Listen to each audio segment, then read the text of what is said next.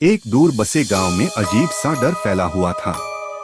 किसी को नहीं पता था इसका असली कारण क्या है, लेकिन इतना तय था कि उस गांव की कोई भी लड़की दर्जी नहीं बनती थी।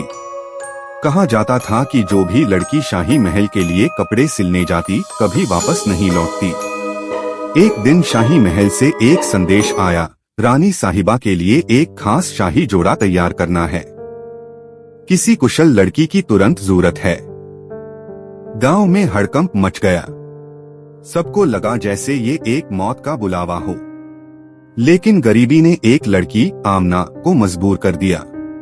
उसकी माँ बूढ़ी और बीमार थी और आमना को रोजी रोटी की जरूरत थी। वो सिलाई कढ़ाई में माहिर थी, इसलिए उसने हिम्मत करके हाँ कर दी। आमना को शाही महल ले जाया गया। महल जितना खूबसूरत था उतना ही सुनसान और अजीब भी। उसे एक पुराने सुनहरे कमरे में ले जाया गया, जहां रानी ने आदेश दिया पूर्णिमा की रात तक शाही जोड़ा तैयार हो जाना चाहिए। जब आमना ने सुई धागा उठाया तो उसे वहां एक पुराना मुड़ा हुआ कागज दिखा, शायद किसी पिछली लड़की का लिखा हुआ नोट। सावधान, जो भी लड़की पूर्णिमा की रात ये कपड़े सिलती है, रानी उसकी खूबसूरती और जवानी चुरा लेती है।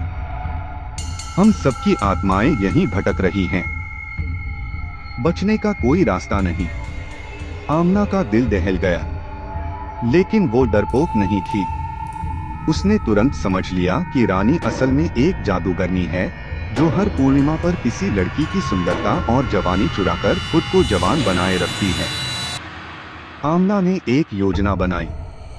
उसने जोड़े के अंदर अपनी नानी का दिया हुआ एक पुराना ताबीज सी लिया, एक ऐसा ताबीज जो काले जादू को पलट सकता था। पूर्णिमा की रात आई। रानी ने जैसे ही वो जोड़ा पहनना शुरू किया, जोर से चीखते हुए जमीन पर गिर गई। उसका चेहरा बिगड़ने लगा, उसका सारा रूप और यौवन पल भर में गायब हो गया। कमरे में कई आत्माओं की आवाजें गूंज उठीं, हम आजाद हैं। आमना बेहोश हो गई, लेकिन जब सुबह उसकी आंख खुली तो महल पूरी तरह खाली था। रानी कहीं नहीं थी, उसका कोई नामो निशान भी नहीं बचा था।